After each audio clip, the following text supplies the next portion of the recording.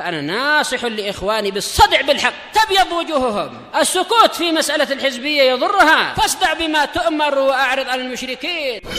سلامي على دماج ورجالها والشيخ يحيى ودار العلم يا سعد بانيها. Bismillahirrahmanirrahim. Kita lanjutkan pembahasan akidah Imam Ar-Razian, masih di muka surat 88. Pembahasan hadis Ubadah bin Samit radhiyallahu an. Wa zada fi riwayah, dan beliau menambahkan dalam satu riwayat sabda Nabi sallallahu alaihi wasallam, min abwabil jannati samaniyati ayyuha sya'a, yaitu dia masuk ke dalam surga dari 8 pintu surga mana saja yang dia inginkan. Dipersilahkan mau masuk pintu sholat, atau pintu sedekah, atau pintu rayyan, atau yang lain-lain. Ada babul jihad, ada dalam hadis itu orang tua itu adalah pintu surga. Boleh jadi itu masuk bab khusus, yaitu pintu khusus, babul walidain. Nah, orang yang memenuhi syarat di dalam hadis tadi, dia diizinkan masuk pintu surga mana saja yang dia inginkan, dan masing-masing ada keutamaannya. Ini diriwayatkan oleh Al-Bukhari. Wa kilahuma mawjudatanil an. Surga dan neraka kedua-duanya sudah ada sekarang ini. Baik, entah dia di mana, nun jauh di sana, dua-duanya itu sudah ada. Ma'ruf di dalam hadis, kalau surga itu di atas langit ketujuh. Inda sidratil muntaha indaha jannatul ma'wa, yaitu di sidratul muntaha, yang mana di sampingnya ada surga tempat menetap. Kalau neraka itu ada di bawah bumi yang ketujuh, sebagaimana dalam hadis tentang perjalanan ruh, itu perjalanan nyawa orang yang mati. Kaifiatnya wallahu a'lam, kita tidak tahu, banyak perkara gaib. Qala Allah Ta'ala wasari'u ila maghfiratin min rabbikum wa jannah, dan bersegeralah kalian. Tapi bukan isra'u. Kalau isra'u itu kita bersendirian, tapi sari'u itu dari musara'ah, yaitu saling berlomba. Dan biasanya kalau ada lawan kita akan tertantang. Kalau hanya sendirian kita akan santai. Tapi kalau ada lawan biasanya orang lebih berusaha untuk laju, untuk menang. Nah, inilah yang Allah perintahkan, sari'u, yaitu berlomba-lomba, jangan mau kalah dari yang lain kalau masalah pengampunan dan surga. Berlomba-lombalah kalian, bersegera menuju kepada pengampunan dari Rabb kalian dan surga, ardhuhas samawati wal ard, yang sifatnya adalah surga itu luasnya meliputi langit dan bumi, atau seluas langit dan bumi. Kita beli tanah satu kangkang kera saja sudah mahal sekali. Tapi surga, orang yang layak masuk surga diberi keluasannya itu tak terbayangkan. Ya, kita boleh terbang di sana, boleh menghayal, nanti dapat naik Ferrari kah, naik McLaren kah, naik keledai ya, terserah. Kuda terbang pun boleh, menikmati keluasan surga kita yang menjadi milik kita, milik orang lain lagi. Uiddat lil muttaqin, yang telah dipersiapkan, disediakan untuk orang-orang yang bertakwa. Uiddat fi'il madhi menunjukkan dia itu sudah ada. Baik.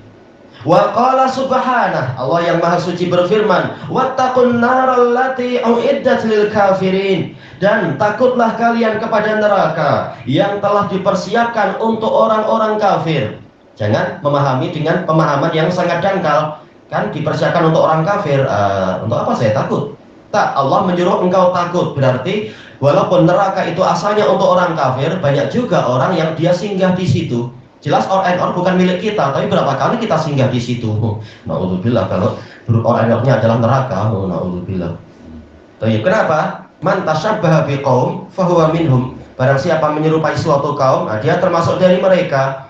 Barang siapa mengerjakan amalan-amalan orang kafir, walaupun dia tidak kafir, boleh jadi dengan sebab amalan itu dia dimasukkan ke tempat orang-orang kafir tadi di suatu waktu.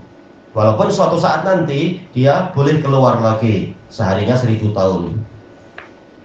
Wa wujuduhu madaimun wala yafnayani abada. Keberadaan surga dan neraka itu terus-menerus, kekal, tidak musnah selama-lamanya.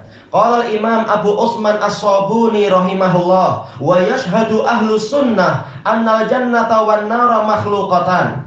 Ahlu sunnah bersaksi bahwasanya surga dan neraka telah tercipta. Ini isyarat bahwasanya ini adalah ijma. Semua yang ahlu sunnah pasti demikian. Tidak seperti orang-orang Mu'tazilah. Wa annahuma baqiyatan, dan bahwasanya surga dan neraka itu kekal, la yafnayani abada, tidak rusak selama-lamanya. Baik, selesai dari aqidatis salaf ashabil hadis. Kita kembali ke atas.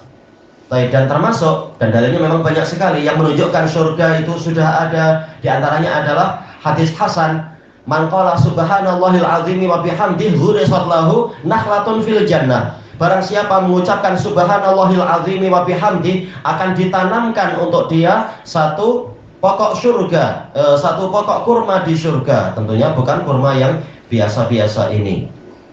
Sebagaimana diriwayatkan oleh Imam Ibnu Abi Hatim dalam tafsir beliau dengan sanad yang sahih dari Ibnu Abbas radhiyallahu anhuma, bahwasanya nakhlatun fil jannah, pokok kurma di surga itu akarnya terbuat dari permata zamrud, kemudian batangnya itu dari emas merah, kemudian buahnya itu lebih lembut dari keju, lebih manis daripada madu, lebih putih daripada susu. Gimana kita mampu membayangkan yang seperti itu? Dan dari daun-daunnya dan pelepahnya itulah dibuat pakaian-pakaian penduduk surga. Kalau di dunia pakaian kita mungkin terbuat dari katun, dari kapas, atau dari wool. Tapi kalau yang di surga itu dari tanaman-tanaman surga, tentunya kualitinya tak terbayangkan. Jelas batik Solo kalah tuh. Atau mana pakaian-pakaian yang dibanggakan dari Paris, kalah semua itu. Baik. Kita kembali ke atas. Baik, makanya dari hadis tadi Ibnul Qayyim mengatakan senantiasa surga itu masih terus ditanami. Surganya sudah ada. Tapi apa? Selama kita banyak berzikir, maka tanah yang disediakan untuk kita, kalau kita layak masuk ke dalamnya, itu terus-menerus ditanami. Nah, tinggal lihat siapa yang paling banyak tanamannya, paling luas kebunnya, paling indah istananya. Barang siapa membangun satu rumah untuk Allah di dunia, untuk menyembah Allah Ta'ala, maka Allah akan membangunkan untuk dia satu istana di surga. Dan riwayat yang banyak menunjukkan bahwasanya walaupun hanya satu batu bata, bukan berarti di surga hanya dapat satu batu bata, tak. Satu kebaikan boleh dilipatkan sampai 700 kali lipat. Masing-masing beramal sesuai dengan kemampuan. Tidak wajib sampai betul-betul membangun satu masjid, apalagi masjid Nabawi sebesar itu, tak. Tapi masing-masing sesuai kemampuan. Itu dijelaskan oleh Al-Hafidh. Demikian pula masalah menggali sumur.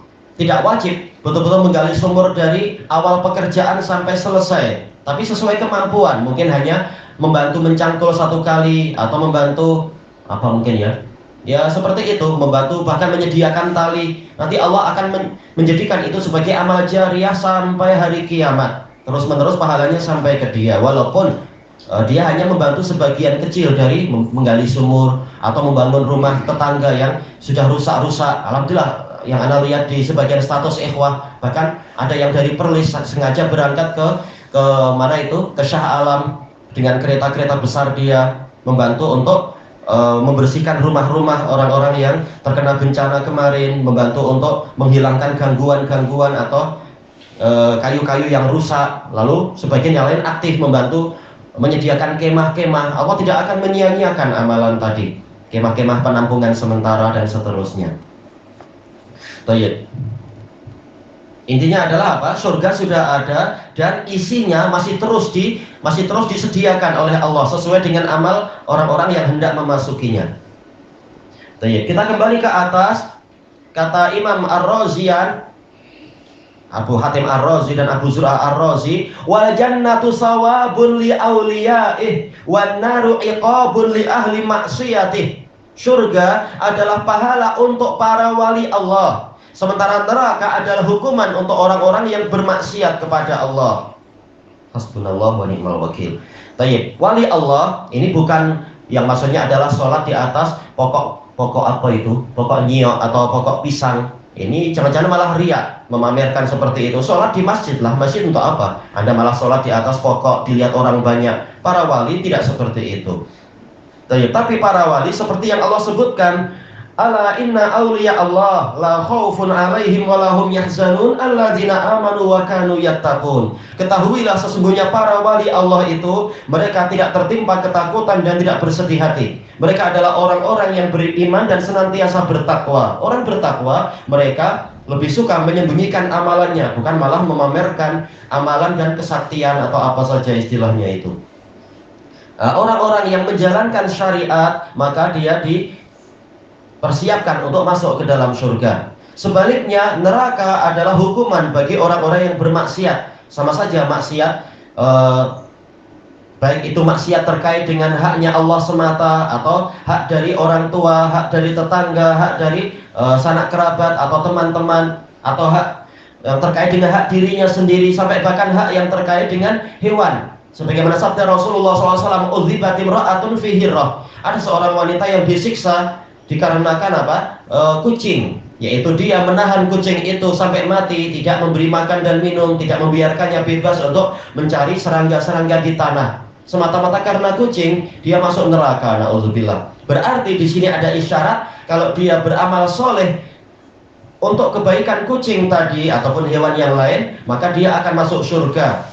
Sebagaimana pertanyaan sahabat pada Rasulullah, ya Rasulullah, alana ajrun fi hadhil bahaim, wahai Rasulullah, apakah kita akan mendapatkan pahala disebabkan oleh hewan-hewan ini? Rasulullah mengatakan fi kulli dzati kabidin rutbah ajr. Pada setiap makhluk yang memiliki jantung yang basah itu ada pahalanya, yaitu akan mendatangkan pahala. Mungkin kita lihat ada semut yang jatuh ke dalam air, susah untuk berenang, lalu kita selamatkan dia. Boleh jadi ini menjadi sebab selamatnya kita dari bencana di dunia atau bencana di akhirat dan seterusnya. Nah, demikian pula sebaliknya, yang berbuat zalim pada hewan boleh jadi dia akan masuk neraka. Kalau hewan saja keadaan seperti itu, apalagi berbuat zalim kepada manusia dan seterusnya. Kita lihat catatan kakinya. Qala al-mu'alliq wafaqahullah, innallaha tabaraka wa ta'ala qad a'adda al-jannata lil mu'minin al-amilina sholihin al-amilina sholihat bi fadlih. Sesungguhnya Allah tabaraka wa ta'ala telah mempersiapkan surga untuk orang-orang yang beriman, yang mengerjakan amal-amal soleh, dan itu semua dengan kurnia dari Allah, bukan karena kehebatan amalan kita. Ini rahmat Allah dan kurnianya. Wa a'addan nara bi'adlihi lil kafirinal musiin, dan Allah telah mempersiapkan neraka dengan keadilannya untuk orang-orang kafir, orang-orang yang berbuat keburukan.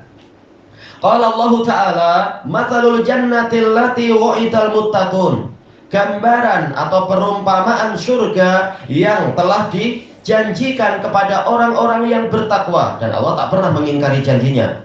Apa gambarannya? Tajri min tahtihal anhar, di bawahnya itu mengalir sungai-sungai. Sebagaimana dijelaskan oleh Ibnu Katsir dan Ibnul Qayyim, bahwasanya sungai surga sebagiannya mengalir di kebun-kebun, dan itu di dunia pun kita pernah melihat gambarannya walaupun sederhana.